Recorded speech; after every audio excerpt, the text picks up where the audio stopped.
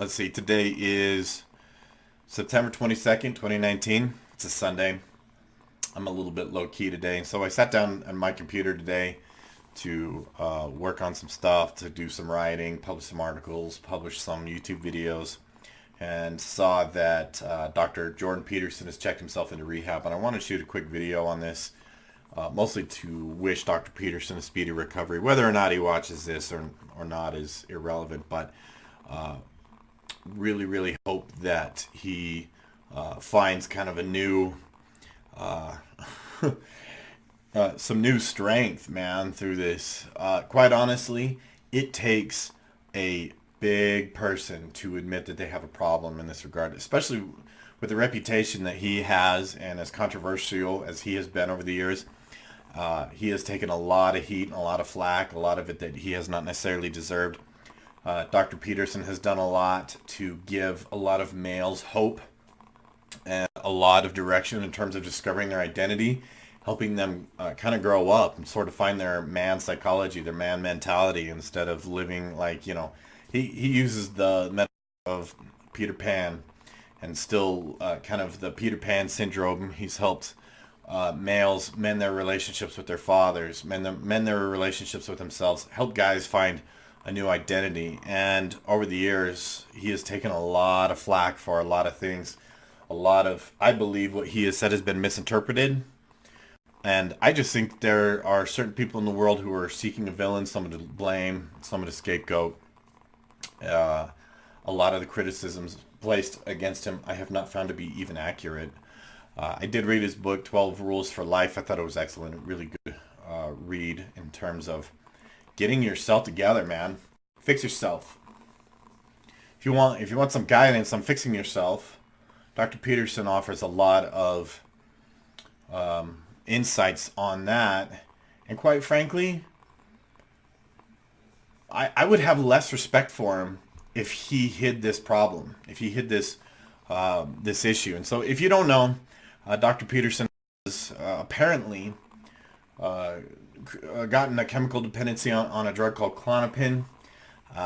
There's like a actual name for it. It's a benzodiazepine, and they all end with the word Pam. There's clonazepam and lorazepam or whatever. If it ends with Pam, it's usually a benzo. Other drugs in this category include Xanax. There's Klonopin. There's Ativan. I believe Valium's a benzo. These drugs tend to be pretty addictive. They usually prescribe them for anxiety, for panic. They're very effective. They're actually extremely effective for treating panic and anxiety.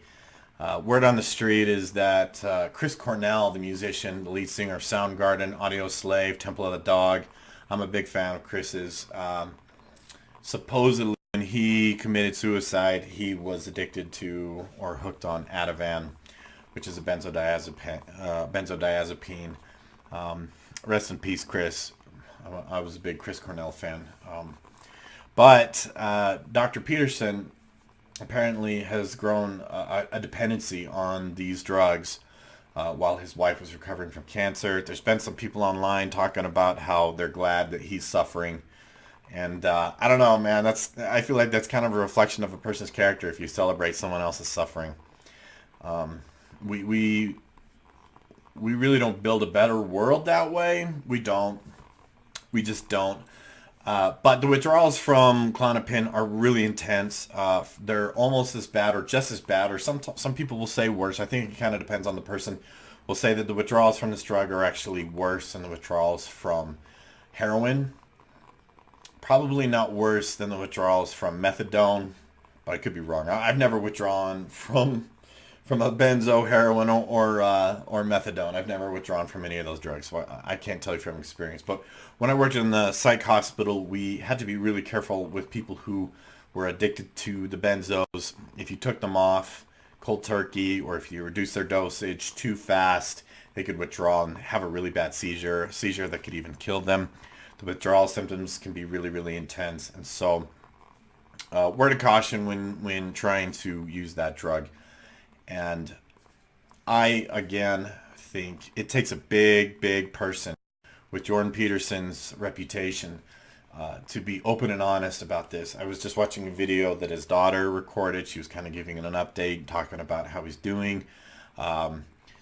Jordan Peterson has been on the receiving end of a lot of criticism over the years, and his critics will undoubtedly try to hang him out to dry and use this against him.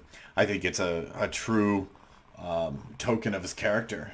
It takes a big man to admit that you've got a problem like this. It takes a big man, especially knowing that a lot of his critics will try to hang him out to dry. And the truth of the matter is, we all have problems. We're all prone to addiction. We're all prone to fall prey to our own egos. We're all prone to have problems. I tend to avoid people who can't admit that they have problems. I tend to admit those that deal with their own inner house fire, so to speak, by taking it out on others. I struggle with those types. If you ask me, that is the worst way to deal with it, but of course we see a lot of people act that way. So anyways, I'm not going to talk too long about this. I just want to wish Jordan Peterson a speedy recovery. Show your support for him through this. He's done a lot of good for a lot of people. He's helped a lot of people over the years. And so, once again, Dr. Peterson, if you're out there, the Orion way wishes you a speedy recovery. Godspeed, my friend. So, thanks for watching.